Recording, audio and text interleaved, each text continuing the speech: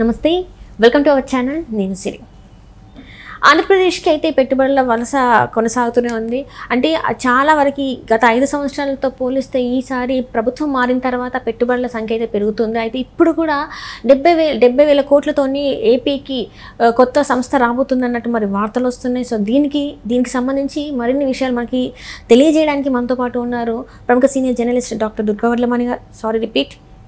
So ఈ అంశాన్ని మనకి వివరించడానికి మనతో పాటు ఉన్నారు ప్రముఖ సీనియర్ జర్నలిస్ట్ డాక్టర్ దుర్గావడ్లమణి గారు. నమస్కారం మేడం. నమస్తే. మనం ఇప్పుడు చూస్తున్నట్టయితే ఏపీకి మరో 70,000 కోట్ల రూపాయలతోని పెట్టుబడులు రాబోతున్నాయని చెప్పేసి మరి వార్తలు వస్తున్నాయి. అది నిజమే అంటారు? ఖచ్చితంగా నిజమేనండి. ఎందుకంటే ఢిల్లీ పర్యటన అయింది కదా చంద్రబాబు నాయుడు గారిది. ముఖ్యమంత్రి అయ్యాక వారు ఢిల్లీ వెళ్ళారు, మోదీ గారిని కలిశారు, ఒక్కొక్క శాఖ మార్చుల్ని కలవటం జరిగింది, కేంద్ర మంత్రులను అనమాట. అందులో భాగంగా పెట్రోలియం శాఖ మార్చులు హరికిషన్ సింగ్ పూరి వారిని కూడా కలిశారు వారు. సో అప్పుడు ఈ బీపీసీఎల్ గురించి డిస్కషన్ కూడా వచ్చింది. అది కలిసి వచ్చి ఇంకా వారం రోజులు కూడా కాలేదు. ఇప్పుడు బీపీసీఎల్ బృందం నిన్న ఆంధ్రప్రదేశ్కి వచ్చారు. వచ్చి చంద్రబాబు నాయుడు గారితో కలవటం జరిగింది. వారితో పాటు పరిశ్రమల శాఖ మంత్రి టీజీ భరత్ ఉన్నారు. అదేవిధంగా ఈయనెవరు బాలశౌరి గారు, వల్లభనేని బాలశౌరి, ఆయన ఎంపీ కదా, వారు కూడా ఈ చర్చల్లో పాల్గొన్నారు. తర్వాత వాళ్ళ సీఈఓ ఎవరైతే ఉన్నారో కృష్ణకుమార్ అనుకుంటా, వాళ్ళ బీపీసీఎల్ చైర్మన్ అండ్ ఎండి, వారు కూడా కలిశారు. ఇప్పుడైతే వాళ్ళు సుముఖంగా ఉన్నారనమాట. 70,000 కోట్లు మేము పెడతాము ఈ ప్రాజెక్టుకి. ఎందుకంటే ఇప్పుడు ఆంధ్రప్రదేశ్కి ఉండే ఒక అడ్వాంటేజ్ ఏంటంటేనండి, మనకి తీర ప్రాంతం ఉంది. సో అది మనకి యాడెడ్ అడ్వాంటేజ్ ఫర్ ఎనీథింగ్ అనమాట. అందుకనే కదా మనకి చాలా వస్తాయి. ఓఎన్జీసీ కూడా గతంలో మనకు వచ్చింది. అలాగే ఇప్పుడు ఈ బీపీసీఎల్ వస్తుంది, భారత్ పెట్రోలియం కార్పొరేషన్ లిమిటెడ్. దీనివల్ల కూడా మనకి 70,000 కోట్లు అంటే it's not a small amount. దీనివల్ల కూడా చాలామందికి ఉద్యోగ ఉపాధి అవకాశాలు దొరుకుతాయి. ప్లస్ రాష్ట్రం అభివృద్ధి పదంలోకి వెళ్తుంది కదా. మీరు ఇందాక అన్నట్టుగా అసలు గత 5 ఏళ్లలో అసలు అభివృద్ధి అనే పదానికి అర్థం లేకుండా అయిపోయింది. అంటే అసలు అది మనకి వాడుకలో కూడా పదం వినడం మానేస్తాం మనం. ఎందుకంటే ప్రజలు చూడలేదు. ప్రజలు ఎంతసేపు అవినీతి చూశారు, ఏదో సంక్షేమం అని కొద్దిమందికి నెల నెల ఏదో ఇవ్వటం చూసాం మనం, అంతే తప్ప అసలు ఒక పని కానీ పాటు కానీ ఏదీ లేదు. ప్రజలు భయభ్రాంతులై బతికారు నన్ను అడిగితే. అంటే ఎప్పుడే కేసు ఉంటుందో తెలియదు, ఎవడెప్పుడు వస్తాడో తెలియదు, ఎందుకు అరెస్ట్ చేస్తాడో తెలియదు, అసలు ఏం జరుగుతుందో తెలియదు. ఆయన పరదాలు కట్టుకుని ఆయన ప్యాలెస్లో ఉంటాడు, ఒక్క మంత్రి రాడు, మంత్రులకు ఎవరికి ఏమీ తెలియదు, వాళ్ళ శాఖలే వాళ్ళకి తెలియదు. వీళ్ళెవరు ఈ ఎంతసేపు ఈ వాలంటీర్లు వస్తారు, నెలకోసారి వాళ్ళు సంక్షేమ పథకాలు ఇస్తారు, వెళ్ళిపోతారు. కార్యకర్తల్ని ఒక ఎమ్మెల్యే కలవడు, కార్యకర్తను ఒక ఎంపీ కలవడు, ఎవరితో సంబంధాలు లేవు. అసలు ముఖ్యమంత్రి ఎవరిని కలవడు. ముఖ్యమంత్రి అసలు ముందు ఎమ్మెల్యేలను కలవడు, ఎంపీలను కలవడు. అసలు రాష్ట్రంలో ఏం జరుగుతుందో ఆయనకు తెలియదు. నేను బటన్లు నొక్కానా నా పని అయిపోయిందా అనుకునేవాడు. ప్రజలకు కూడా అదే సందేశం కదా, 365 రోజులు నేను మీకు బట్టలు నొక్కాను, సంక్షేమాలు ఇచ్చాను, మీరు నాకు బట్టలు నొక్కండి, అంతే, ఇంకో మాట లేదు. అటువంటిది నెల కూడా కాలేదు ఈ ప్రభుత్వం వచ్చి, తెలుగుదేశం ప్రభుత్వం వచ్చి. చూడండి, 2 పెద్ద ప్రాజెక్ట్స్ వస్తున్నాయంటే, ఇందాక కూడా ఇంకో ప్రాజెక్ట్ గురించి మనం మాట్లాడుకున్నాం. ఇదండి పరిపాలన ఎలా ఉండాలి అనే దానికి ఇవన్నీ కూడా సంకేతాలు అన్నమాట. అంటే చంద్రబాబు నాయుడు గారు వస్తే ఏమొస్తుంది, చంద్రబాబు నాయుడు ఏం చేస్తాడు, 74 ఏళ్ళు వచ్చాయి, ముసలాడు, ఇన్ని మాటలు మాట్లాడారు.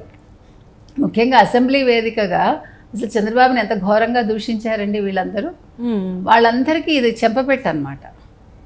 చంద్రబాబు నాయుడు గారు వస్తే ఏమవుతుంది, 74 ఏళ్ల వయసున్న ఒక ముఖ్యమంత్రిగా ఉన్న ఒక వ్యక్తి ఏం చేస్తాడు, ఏం చేస్తున్నాడు, అవన్నీ కూడా ఈ ఉదాహరణలు అనమాట.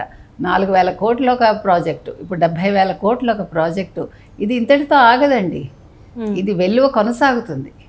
ఎందుకు చెప్తున్నామంటే ఒక మనిషిని తక్కువ అంచనా వేయకూడదు. 14 ఏళ్ళు ముఖ్యమంత్రిగా, 14.5 సంవత్సరాలు ముఖ్యమంత్రిగా చేశారు ఆయన. చేసినప్పుడు హైదరాబాద్ని అభివృద్ధి చేశారు. ఆంధ్రప్రదేశ్ అభివృద్ధి చేద్దాం అనుకునే లోపు సరే ప్రజలు ఎందుకో ఇంకో వ్యక్తికి ఇచ్చారు. ఆ వ్యక్తి ఎంత నాశనం చేయాలో అంత చేశాడు. ఆ నాశనం చేసినప్పుడు ఇప్పుడు స్క్రాచ్ నుంచి రావాలి అంటే it will take time. But still ఆయన తన ఎఫర్ట్స్ అన్నీ పెడుతున్నారు.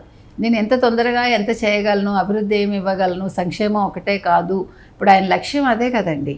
సో అందుకోసం ఆయన తపన పడి ఢిల్లీ వెళ్ళి ప్రతి శాఖ మార్చుల్ని కలవటం ఏంటి, వాళ్ళతో డిస్కస్ చేసి మాకు పెట్టుబడులు కావాలి, మాకు పరిశ్రమలు రావాలి అని అడగడం. సరే మేము పరిశ్రమలు ఇస్తాం, మీరేం చేస్తారని అందరూ అడుగుతారు కదా. అడిగినప్పుడు వాళ్ళకి చూపిస్తున్నారు ఆయన. ఇప్పుడు వచ్చిన బృందం కూడా మాకు చాలా స్థలాలు అంటే స్థలం కావాలి కదా, ఇస్తామని చెప్పారు. ఇస్తామన్నప్పుడు వాళ్ళు మచిలీపట్నం ప్రిఫర్ చేశారు, తీర ప్రాంతం ఉంది కదా. They side okay. సో ఇప్పుడు మచిలీపట్నమే కాకుండా శ్రీకాకుళంలో కూడా పెట్టడానికి అవకాశం ఉందా అది కూడా చూస్తున్నారు. అది కాకుండా ఇంకో 3వ ప్లేస్ని కూడా చూడమన్నారు ఈయన. చూశాక ఫైనల్గా మనం మాట్లాడదాము, మీరు మొత్తం అన్ని ప్రణాళికలు సిద్ధం చేసుకుని రండి, ఒక వారం పోయాక మళ్ళీ వాళ్ళు వస్తామని ఏదో చెప్పారు. సో అంటే ఒక కదలిక వచ్చింది. ఇది ఇక్కడితో ఆగదు కదా, ఒక్కొక్క కంపెనీ వస్తే మనకి ఇప్పుడు అది కార్ల కంపెనీ ఇందాక మనం మాట్లాడుకున్నది, ఇప్పుడు ఇది రిఫైనరీ, రేపు ఇంకోటి వస్తుంది. అంటే మనకు ఉండే ఒక మౌలిక సదుపాయాలు కావచ్చు, మనకు ఉండే సహజ వనరులు కావచ్చు, ఇవన్నీ కూడా పరిశ్రమల కల్పనకి, పరిశ్రమలు వచ్చి పెట్టినా కూడా వాళ్ళకి అనువుగా ఉంటాయి. అంటే వాతావరణం కూడా అనుకూలించాలి కదా. ఇప్పుడు ఎడారిలో తీసుకెళ్ళి ఏం పెట్టలేరు కదా. ఎడారిలో ఏం పండుతుంది, ఖర్జూరం పండుతుంది అంతే. అంటే ఎక్కడ ఏది మనకు అవకాశం ఉంది అని చూసుకున్నప్పుడు ఆ రకంగా ఆంధ్రప్రదేశ్కి చాలా అనుకూలాలు ఉన్నాయి. మనకి అన్నీ కూడా కలిసి వస్తాయి. వచ్చిన వాళ్ళకి మనం మంచి ఆతిథ్యం ఇస్తాము, వాళ్ళు ఉన్నా కూడా వాళ్ళకి చక్కటి భోజనం దొరుకుతుంది. అంటే అవి కూడా కనీస అవసరాలు కూడా చూసుకోవాలి కదా. వాళ్ళకి ఎందులోనూ ఏ రకంగానూ లోటు ఉండదు అనమాట. వాళ్ళు ఏదో అంటే ఫిష్ అవుట్ ఆఫ్ ద వాటర్లా ఉండదు వాళ్ళకి. They can have their own comforts అక్కడ. అవన్నీ కూడా చూసుకోవాలి. వీళ్ళు వస్తున్నారు అంటే వాళ్ళకు ఉండే అనుకూలమైన వాతావరణం ఒకటే కాకుండా వాళ్ళు ఉండడానికి అనుకూలంగా ఉందా లేదా అది ఇంకా ముఖ్యం. ఇప్పుడు మనం కొన్ని నార్త్ ఈస్ట్కి వెళ్తే మనం బతకడం కష్టం మనకి, ఎందుకంటే దక్షిణాది వాళ్ళ ఆహారపు అలవాట్లు వేరేగా ఉంటాయి కదండి. అదే అక్కడ వాళ్ళది వేరు. మనం ఏది పడితే అది తిని అడ్జస్ట్ అవ్వలేం. మనకి అంటూ ఒక భోజనం మనం చేసే పద్ధతి వేరు. తెలంగాణ వాళ్ళైనా ఆంధ్ర వాళ్ళైనా తెలుగు వాళ్ళు అన్నవాళ్ళు వాళ్ళ భోజన విధానమే వేరేగా ఉంటుంది. మనకు అన్ని కంఫర్ట్స్ అంటే మినిమం కంఫర్ట్స్ ఉండాలి. మనకు ఒక కూర ఉండాలి, ఒక పప్పు ఉండాలి, అట్లా మనకు ఉంటాయి. కానీ వాళ్ళ తిండి విధానం వేరు ఉంటుంది. వాళ్ళు రొట్టెలు తింటారు, ఏది దొరికితే అది తింటారు. అంటే వాళ్ళకుండే వాళ్ళ వాతావరణానికి తగ్గట్టుగా వాళ్ళు తింటారు. సో అక్కడి నుంచి వచ్చే వాళ్ళకి, వాళ్ళు నార్త్ నుంచి వచ్చినప్పుడు వాళ్ళకి ఇక్కడ ఏం కావాలన్నా దొరుకుతాయి. అన్నీ కూడా మనకు అనుకూలంగా మనం ఇస్తాం.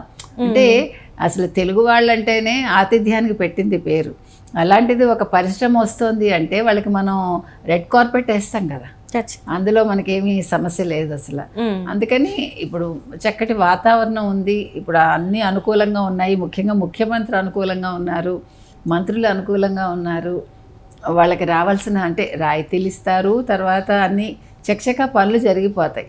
వాళ్ళకి ఇప్పుడు కావాల్సిన అంటే దీన్ని ఏమంటాం మనం అనుమతులన్నీ కూడా టకటక వస్తాయి. కాబట్టి ఇవన్నీ కూడా శుభసూచకాలుగానే మనం భావిద్దామండి. ఇంకా చాలా కంపెనీలు రావాలి, రాష్ట్రం ఇంకా పురోగతిలో ఉండాలి అని అంటే ఇప్పటి వరకు చూసుకుంటుంటే అనేక కంపెనీలు అయితే వచ్చాయి.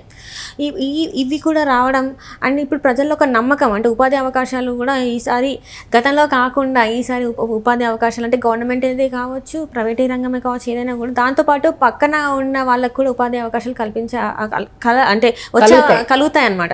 సో ఇప్పుడు మరి రాష్ట్రాన్ని ఎలా చూడొచ్చు అంటారు? అంటే ఇంతకుముందు చూసాం 20 ఏళ్ళు వెనక్కి వెళ్ళింది ఏపీ రాష్ట్రం అన్నారు. మరి ఇప్పుడు ఎలా ఉండబోతుంది? ఒక ఏడాది టైం ఇస్తే అంటే కొంచెం పుంజుకుంటుందండి తప్పకుండా. అంటే మనం అంత భయపడక్కర్లేదు అనే రకంగా ఇప్పుడు వాతావరణం కనిపిస్తోంది. రాష్ట్రం పర్వాలేదు, కోలుకుంటుంది, పుంజుకుంటుంది అనే ఒక ఆశాభావం మనకు కలుగుతోంది. కాబట్టి ఒక ఏడాది జరిగేసరికి మనం కొద్దిగా కోలుకుంటాం, అందులో సందేహం